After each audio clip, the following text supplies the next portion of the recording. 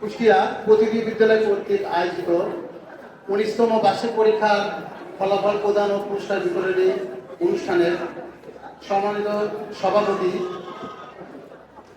অতিথি স্কুলের পরিচালনা পর্ষদের সম্পাদক ও অতিথি স্কুলের প্রিন্সিপাল স্যার মোহাম্মদ নজরুল ইসলাম, আমাদের মাঝে উপস্থিত আছেন অতিথি পরিবারের সভাপতি, বিশিষ্ট লেখক, শিক্ষাবিদ, গবেষক professor doctor Mohammad Iqbal Hossain sir.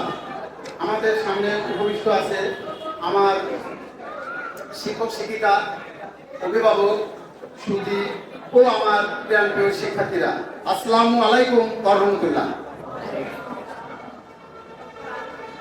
আজকে আসলে বক্তৃতার দিন নয়, তারপরেও আমরা আমাদের মাঝে পেয়েছি আমাদের মধ্যমণি সভাপতি স্যারকে, যিনি তোমাদের সবাইকে খুব মূল্যবান কথা বলবে, মূলত আলোচনা করবে আমাদের সভাপতি স্যার। তো আমি ফলাফল বিষয়ে দু একটা কথা বলবো। আজকে এই ফলাফল তোমাদের একটি বছরের ফলাফল, একটা বছর তোমরা কি করেছো সে ফলাফল পেতে যাচ্ছ। এখানে প্রথম, দ্বিতীয়, তৃতীয় যারা হবে তারা তো খুবই খুশি, যারা হতে পারবে না তারা মন খারাপ করবে। আসলে মন খারাপের কিছুই নয়।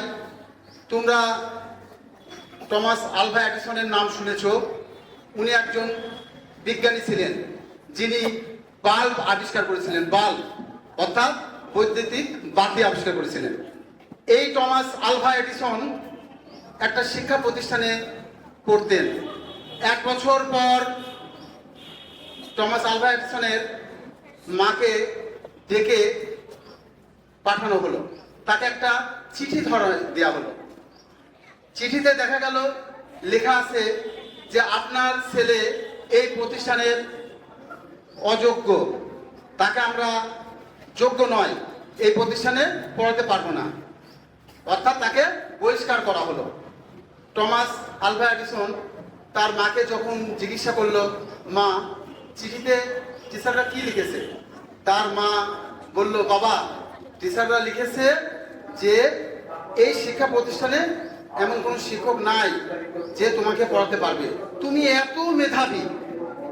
টমাস এডিসন তো খুবই খুশি যে আমার এত মেধা আছে আমি নিজেই জানি না। এই টমাস এডিসন পৃথিবীর একজন নামকরা বিজ্ঞানী। আমি শুধু ভালো ফলাফল করার জন্য কয়েকটা ফর্মুলা বলে আমার বক্তৃতা শেষ করব। ভালো ফলাফল করতে হলে 1 নম্বর যে ফর্মুলা সেটা হচ্ছে তোমাকে নিয়মিত স্কুলে আসতে হবে। 2 নম্বর ফর্মুলা, শিক্ষক শিক্ষিকা তোমাকে যা বলবে সেটা মন দিয়ে শুনবে এবং সেই অনুযায়ী কাজ করবে। 3 নম্বরে কি আছে, তোমরা যদি কোনো কারণবশত স্কুলে না আসো অবশ্যই শ্রেণী শিক্ষককে জ্ঞাত করবে, মোবাইল করবে, তুমি অথবা তোমার অভিভাবককে দিয়ে পড়াবা যে স্যার এই কারণে আমি আসতে পারিনি। এবং অভিভাবকের দৃষ্টি আকর্ষণ করছি, আপনারা আপনাদের সন্তানদের নিয়মিত মনিটরিং করবেন, ও ঠিকমতো স্কুলে যাচ্ছে কিনা, পড়ার টেবিলে ঠিকমতো বসছে কিনা, এগুলো করবেন। ইনশাআল্লাহ দেখবেন ও ভালো ফলাফল করবে। আজকে যারা ভালো ফলাফল করতে পারবে না তারা মন খারাপের কিছু নাই, ইন ফিউচার অবশ্যই তোমরা ভালো করবে। তোমাদের সবার সুস্বাস্থ্য ও উজ্জ্বল ফলাফল দেখতে চাই আগামীতে। এই বলে আমি আমার বক্তৃতা শেষ করছি। আসসালামু আলাইকুম ওয়া রাহমাতুল্লাহ।